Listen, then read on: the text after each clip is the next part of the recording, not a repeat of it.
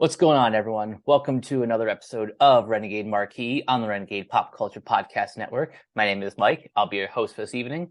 Joining me, we've got Lord Hades. Hello. And today, we are talking about the 2023 Disney live-action version of The Little Mermaid. Now, before we get too deep into this, I want a little bit of background, for the original. Hayden, I know you've probably seen the original multiple times, but when was like the first time you remember seeing this one? I believe the first time I remember actually watching it in full was on a vacation to Hawaii when I was maybe 5 is the first time I at least consciously remember, though I had one of those Disney sing-along videos, and I believe that had like Under the Sea and Part of Your World, but that's generally my exposure to the animated classic. Yeah, that sounds about right for me. I The Little Mermaid was one of those VHSs that I never owned, but as far as the Disney sing-along songs, I had Under the Sea and I had both Circle of Life and Friend Like Me. Friend Like Me had a song from the TV series Harmony, and then Mhm. Under the Sea had the two big hits from the movie, and Part of Your World was on Circle of Life. So that was kind of like the beginning of my exposure to the movie. And then I think after the movie was like reissued in like I think 97, like that's when I actually saw the movie for the first time in full, and of course I loved it. Um, and revisiting it years later, to prepare for the remake, I found out that this movie holds up a lot better than I remember as a kid. Yeah, I think I can agree with that. And not just because I'm older and have more of a appreciation for the contributions of Howard Ashman and Alan Menken throughout at least the first half of the Disney Renaissance, but even just like just the small details of of the character animation, like the songs themselves, the story, which yeah, for 83 minutes is a bit on the short side, and we'll get into that when we talk about the remake, one of the more noticeable changes. But yeah, the this is still probably one of the best animated films in Disney's like entire catalog. Yeah, and I feel like in some ways I kind of appreciate that for what it is relatively shortened. I think it is paced generally pretty well for what it is. And I think it's very impressive that they managed to get so much out of that length, even if it might shortchange some aspects, which I think also ends up being both a blessing and a curse in each version of the movie, if that makes sense. Oh yeah, no, I see what you mean. But yeah, I was rewatching it uh, yesterday, and I was just kind of really looking at all of the character designs and kind of just appreciating what they did and really just trying to bring sort of a Broadway caliber musical to the screen in the form of animation. And I think there's just something really, really special about that. Indeed. So now let's actually get into the remake. And first I want to know your overall thoughts. So what do you think about this going in? So I walked into the movie being at least reasonably skeptical, just because of the history of Disney's past remakes and a lot of those being a mixed bag to say the least.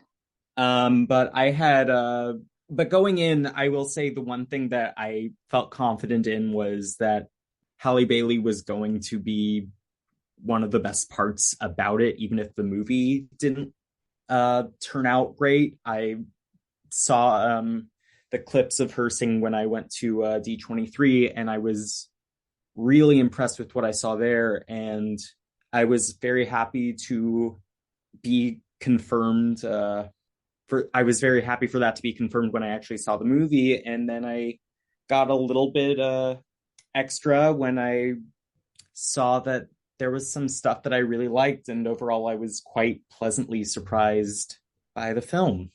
Yeah, no, I kind of felt the same way. I didn't get to see any of the D23 clips, but pretty much all of the marketing for this movie has been rightfully centered around Bailey's performance. And yeah, she is 100% one of the highlights of the film. Um, yeah, I think both of us have had like, a mixed reception of Disney's live action remakes. Some are clearly better than others. This one, this one I can safely say is in that like that top tier. Not quite Pete's Dragon, but it's at least floating around Kenneth Branagh's Cinderella. Yeah, I would agree with that overall. For me, it was definitely above average in the scheme of their lineup, which I don't think is a bad thing. There was a lot of stuff that I really, really enjoyed. Oh yeah. The one thing that I absolutely think was an overall improvement from the original, and I've been kind of going on about this on Twitter, is the central relationship between Ariel and Eric, played by Jonah Hauer King. This is one, if there was any, and I use this term loosely, reason to remake this movie, it would be to give Prince Eric pretty much more to do in the story. Wouldn't you say? Yeah, I would say that if I have any issues with the original animated movie, which I think is wonderful, don't get me wrong, Prince Eric is not really a character. He is very attractive, but beyond that, there isn't much. So I was pleased that they not only gave him more character, but gave him a character, period. Yeah. Like I have always liked Eric the most out of all the other Disney princes, but that's still not saying much because like you said, as great as like the 89 film is, and as great as Eric is in the context of that movie, he's still kind of an empty husk of a character. Whereas here he has motivation. He has something that he wants. He even gets an I Want song, which Mm-hmm. is another highlight of the film. We'll get more into the music later, but I at least wanted to touch upon that because that, if nothing else, Wild Uncharted Waters is kind of the perfect like one of the perfect examples of just how much Eric has been improved for this version. Mm-hmm. Yeah, and it sounded I have to say that I really appreciated Howard King's vocal pipes. I thought he sounded really nice on that song, and it worked. And I really liked how they kind of gave a reason for Ariel to be attracted to him other than him being attractive. Because they in a lot of ways their character arcs really rhyme, and you kind of see the parallels between the two worlds that they live in, and both of them feel trapped and want to explore each other's um they really want to explore each other's different locations, and it made sense. Hmm. Another thing that kind of makes sense is the fact that neither neither Eric's mother nor King Triton have like they're both validated, but also not in their prejudice towards the other side. Like we see all of the shipwrecks towards like the beginning of the film, but before that, like the movie opens with Eric and his crew pretty much using harpoons to catch a mermaid Mm-hmm. because of the clearly nonsensical lore that they've made up. Mm-hmm. And I think it's cool how they expanded both of their worlds in like small ways like that. Mm-hmm. Yeah, I definitely agree. Also, everything involving Eric and Ariel exploring on their day playing hooky was just Mhm. adorable. Yeah. Yeah, I can't disagree with any of that. It was very charming, and I really, for the first time, I actually really cared about the central relationship of the movie, which I think is definitely an improvement over um, a certain romantic Disney remake, um, the one with music also by Menken and Ashman. Because say what you want about the Beauty and the Beast remake, but I don't think the chemistry between Beauty and the Beast in that were one of the things that people like about that movie. All I have to say about Beauty and the Beast is I defer to the YouTuber Sideways, who did an excellent breakdown of what happened with that movie and its music. Yeah, Uh, that's a good idea. but getting back to Little Mermaid, something else I wanted to ask about was Melissa McCarthy's Ursula. Um, first of all, what do you think of like the character from the original film? And do you think the new version was an improvement, a downgrade, or somewhere in between? Well, when I was rewatching the original film yesterday, I was just kind of, I feel really appreciating what they did with Ursula. And I really love her design and I love her performance by Pat Carroll. And I think Ursula's a lot of fun. And while I don't think that Melissa McCarthy entirely lives up to that, I think she did a perfectly fine job. I really enjoyed watching her overall. So it is a downgrade to me, but I don't think that's necessarily a bad thing because I still enjoyed it for what it was. I think that's fair.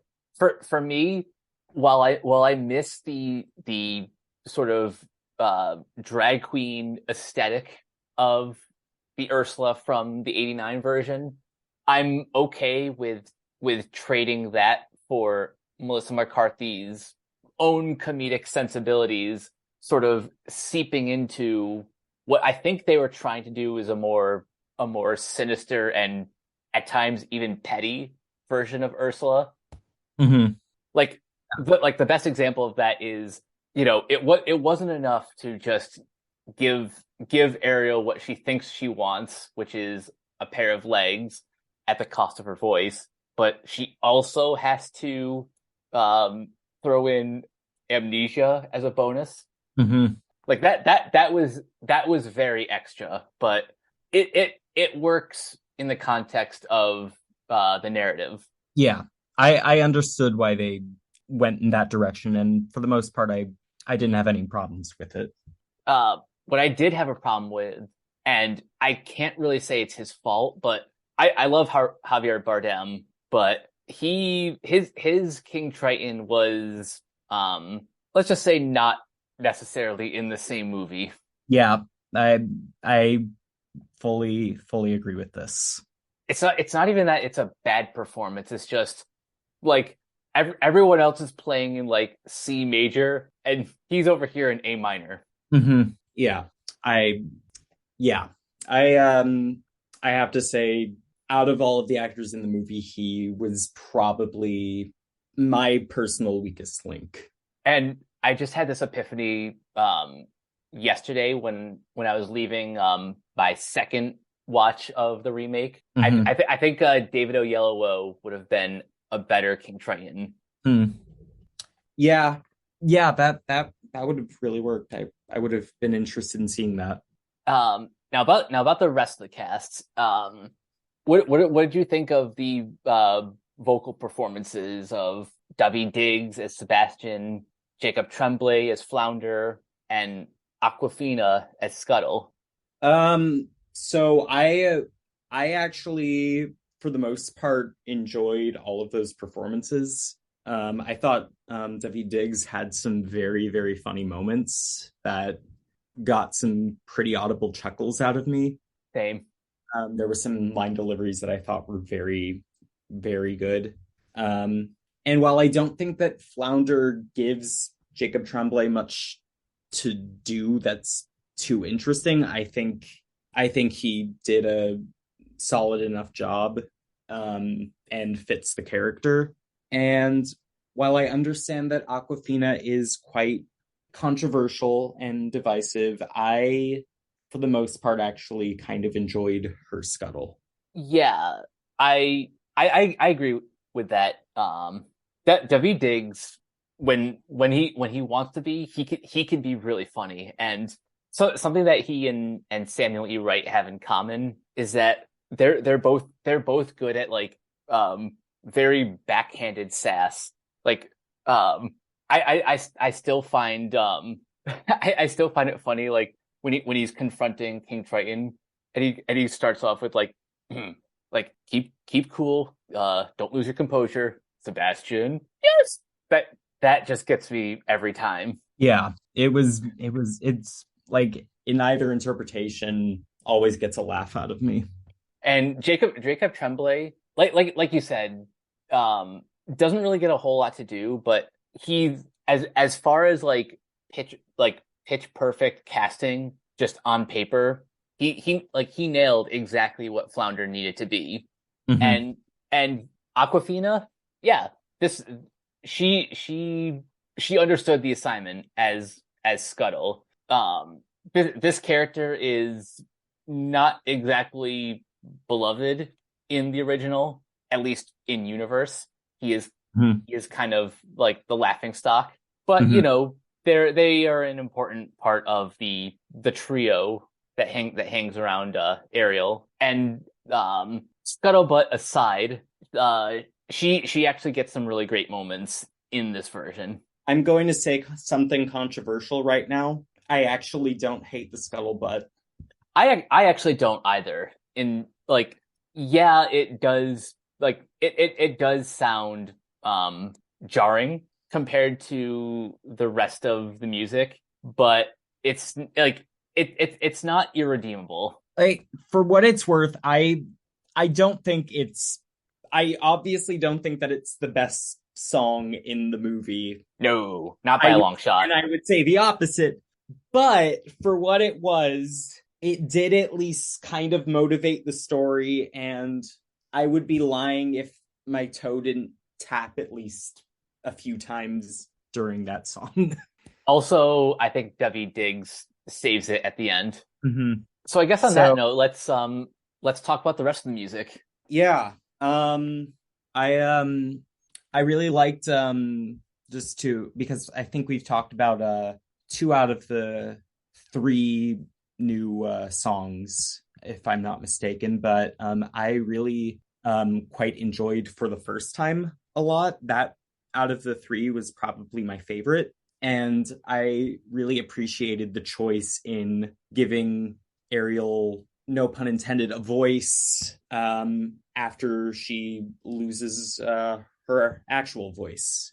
I thought that was a really smart decision, just because I feel like one of the complaints about the original movie and story to that extent is that the protagonist, who is a woman, loses her voice for a lot of the narrative, which I think could be interpreted as being a problem, and especially some newer layers when she is a Black woman. And I Ooh. think they were cognizant of this, and they did kind of they tried to make up for that the best they could by giving her something, at least giving her at least an internal monologue throughout that number. And I think it also added some poignancy to when she realizes that Eric doesn't recognize her. And Yeah, no, those are all great points. I think I like Wild Uncharted Waters just a hair above that, but for the first time, like in addition to just being a great song on its own, I also like how it's used in this like this montage of her getting off the boat and heading into the castle. We get a nice view of this small island kingdom and all of the people in there. It's a fun little tune. yeah. And as said before, I think Wild Uncharted Waters is a really nice song as well. So no shade to that song whatsoever. I think that's a really well done song as well. The other new song I think we should mention is the second reprise of Part of Your World, which Yeah. honestly is another thing I kind of like. That was like kind of an improvement from the original, where after Ariel sees Ursula or Vanessa with Prince Eric, we don't really get to feel her disappointment and potential heartbreak. And this song kind of lets you in on what she's thinking. Yeah. I I didn't know if we were including the reprises in the new songs, but since we are, yeah, that was a really really smart choice, and I feel it also really tied in a lot to the original story by Hans Christian Andersen in a lot of ways, while not because obviously they changed the ending for Disney from the very somber ending of the original story, and I think this was kind of a way to at least acknowledge it, as well as the quote at the beginning of the film. Oh yeah. So I really appreciated that, and going into the ending, I really liked how we really kind of see her kind of crying in relation to that quote, and I thought that was a really interesting decision that I really liked. Oh yeah. I also am kind of interested the idea that they opened this movie with that quote, which I don't think the original did. Like No. that's something unique to this version. Yeah.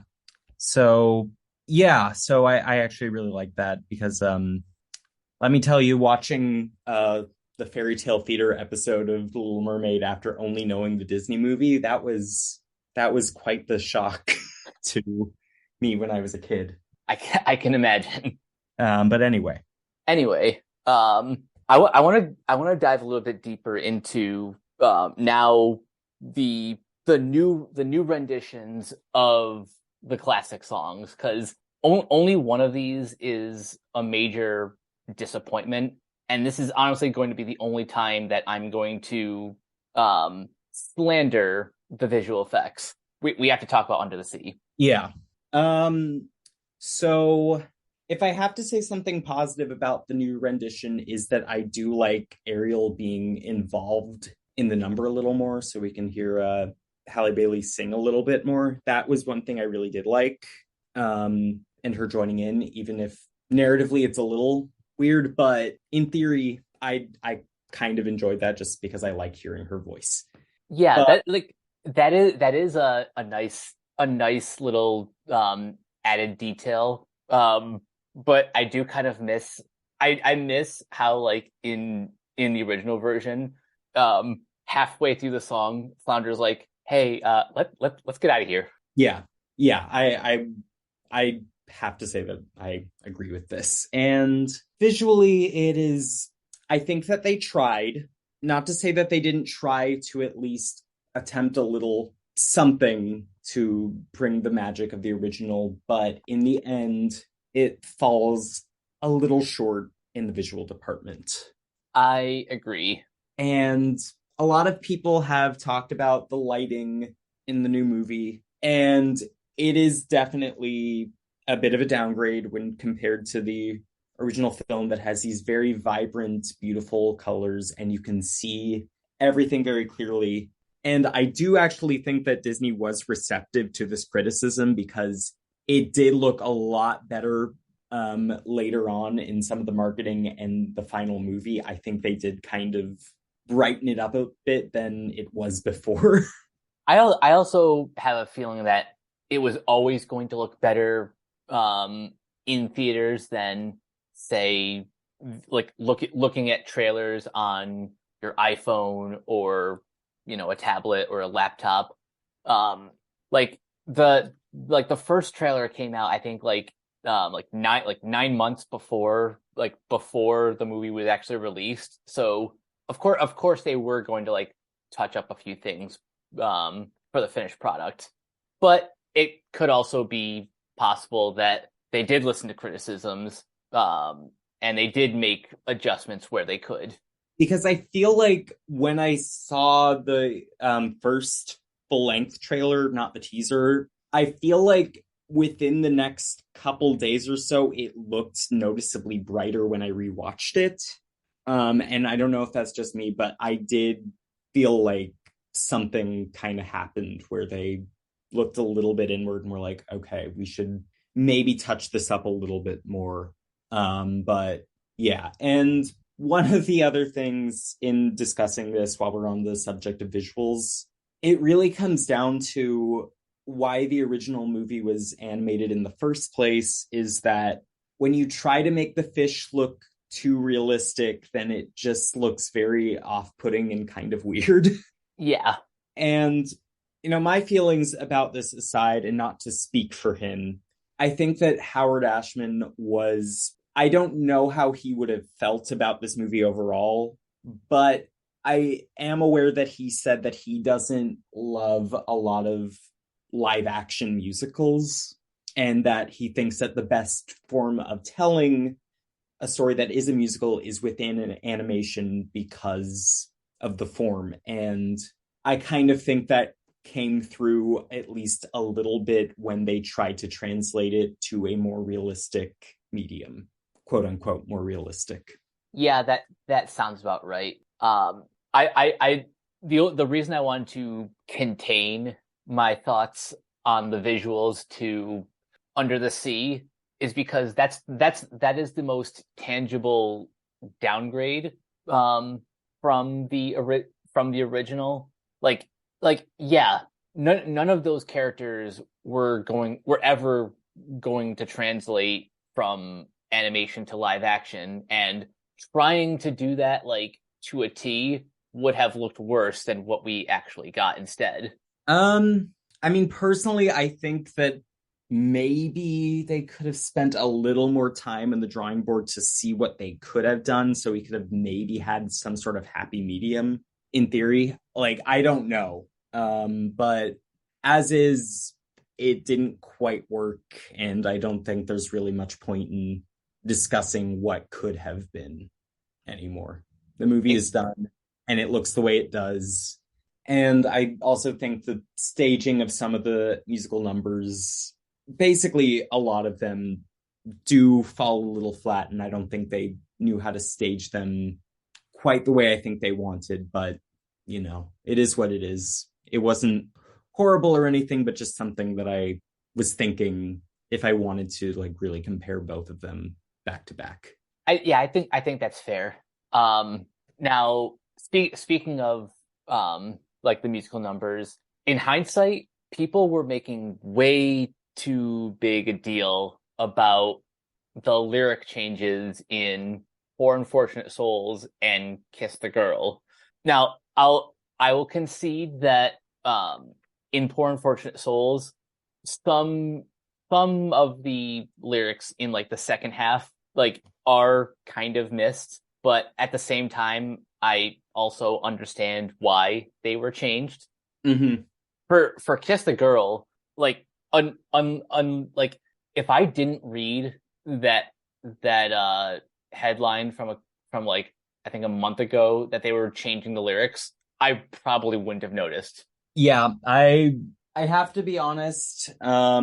Kiss the Girl is not one of the songs that really ever personally stuck out to me in the original film. So I wasn't as familiar with the lyrics overall, so I didn't really notice that much until I kind of watched them back to back. But um I think the lyrics as they were changed were overall reasonable changes. That being said, I wonder how much of that was in good faith, in that a part of me just wonders if they changed it not out of really caring about the message they were sending, other than, are we going to get complaints about these lyrics? It's a fair question. And I kind of feel that way more so about Poor Unfortunate Souls, because the lyrics that were removed, Ursula's the villain. She's deceiving Ariel. That's the point. Right? And I think that removing those is just kind of like, I don't personally buy that it would have gotten that much in terms of complaining from people, just because in the context of the song, Ursula's clearly not in the right. The movie is not endorsing what she is saying. Yeah. So, and it just kind of reminds me of when the Music Man revival with Hugh Jackman recently changed the lyrics to Shapoopy, and it was just kind of ridiculous. Oh boy. It was, and everybody was just kind of clowning on the new lyrics that they changed, because it's just not that the lyrics of the original song are great, because they are problematic, but the ones that they changed them to were very, very awkward and weird. But anyway, I digress. Yeah, I think ultimately the changes to Poor Unfortunate Souls were I won't say bad, but I am questioning the necessity Mm-hmm. with So, with one exception, because this is actually story based. It's, you know, the actual nature of the contract. yeah. I get that in animation, like you can get away with some anachronicities, like signing a literal contract underwater. But how do you feel about the change in the contract? Honestly, you will have to refresh my memory. So in this version, Ariel like kind of plucks off a scale from her tail, Mm-hmm. as opposed to signing like a literal contract from the animated version. Right. Oh, I think okay. Yeah. Yeah. I see what you're saying now, I think. So, um, I didn't fully, how do you feel overall? Just Um, I curiosity. mean, it's fine. It Like, didn't bother me. yeah, Um, I wasn't necessarily distracted by it. it makes sense for, I guess, this version trying to be a little bit more realistic, but realistic in lowercase letters. Mhm. Yeah, I mean I don't really have much to say, honestly. Um, anything else we're kind of missing story wise? I feel like we covered all like the basics. Oh, there was this one thing that I did actually, there was one line that I did actually kind of like, that they gave to Triton. I did like how, I did like the line that they gave Triton when he said, "You shouldn't have had to give up your voice for me to listen to you." Yes, I thought that was, I did really enjoy that, and I thought that that worked. that is honestly a great line. And I guess another thing that I kind of think I noticed, and I don't know how intentional it was or anything, but I did like how it did kind of feel like the scene with Ariel in the carriage, where she's steering the horses, felt kind of like it was planting and payoff for how she ends up taking down Ursula. Huh. And I don't know if that was just me kind of interpreting it in that way, but I felt like there was some kind of payoff that they were intending there that I thought was interesting. I didn't think about that like as I was watching, but in hindsight, it does make a lot of sense. Now, correct me if I'm wrong, but in the animated version, it was Eric who landed the finishing blow, but I really do like how Ariel is the one who gets the job done this time. Yeah. Also, the way that Eric um figures out her name, I thought that was really cute too. Yeah. Yeah, that was really cute. It was another really, really lovely interaction they had. There's a lot of that. So, trying to there might have been one other thing, but yeah, I don't think there's anything else I had in story unless I remember something later. Um, couple things I'll bring up. One, I really like Sir Grimsby in this version. How he's a little bit more in the know of what's going on. He's more observant Mhm. and very very much on Prince Eric's side. Yeah. I like the exchange he has with Lashana as he's getting the like the cart ready. Mhm. He's basically like, I don't know what you're talking about, Lashana. Mhm. Yeah, that was really cute. Um, I don't know how relevant this is to say, um, but I thought that we'll cut that out. Um, I don't know how relevant this is to say, but I feel it has to be said. Max was a very good boy. Max was a very good boy, So, like the original, Max remains good boy, indeed. Um, played the by other, Gary. oh yeah. The other thing I think we should mention are Ariel's sisters, who as much as they've been kind of propped up in like the marketing of this movie, I feel sadly they weren't really given much to do. No, you're not wrong. I wonder if there was something that was maybe cut to shorten the movie that's already admittedly more on the lengthy side. So It's never possible. never know. But yeah, they did not get that much to do. So you're not wrong there at all. Hopefully now I don't know if this movie's going to get like a sequel or anything, I but I hope it doesn't personally, but as long as it's not incorporating the direct to video sequel and Ursula's quote unquote crazy sister, if then if if anything, I personally would want a sequel to cherry pick some elements from the animated series. mhm, You I can know, see. like maybe have like evil Manta as like the big bad, or maybe give the sisters more to do. Introduce Pearl as like one of their close friends. Yeah, that I Stuff like that. that I can see. That I think a lot of that could be interesting. But overall I think I'll have to ponder on how I would feel about a sequel. But I think it's safe to say that no matter what they do, Halle Bailey is going to be a star. She has a great future ahead of her. She does, and her future is not all that distant, as we will see her again in The Color Purple at the end of the year. Mm-hmm. Uh, Uh, I am looking forward to that. Same, despite despite the unfortunate anti-Semitism of the book's original author. Mm-hmm. But that's a story for another day. For now, as we wind down this podcast, final thoughts on the Little Mermaid live action?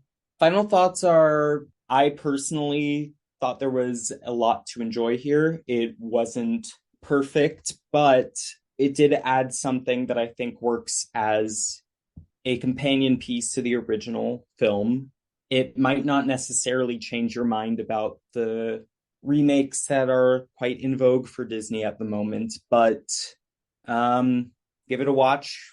who knows? You might be surprised. Don't have much to say that hasn't been said already. Yeah, my final thoughts are pretty similar. Like you can continue to have your overall opinions on Disney's live action remake series, but for this film specifically, I think there's enough of a raison d'etre that like that ju- that you know this movie has enough reason to exist. I think Haley Bailey is gives an excellent performance. The rest of the cast is great too. Yeah, the visuals are an issue, but I understood that going into the film.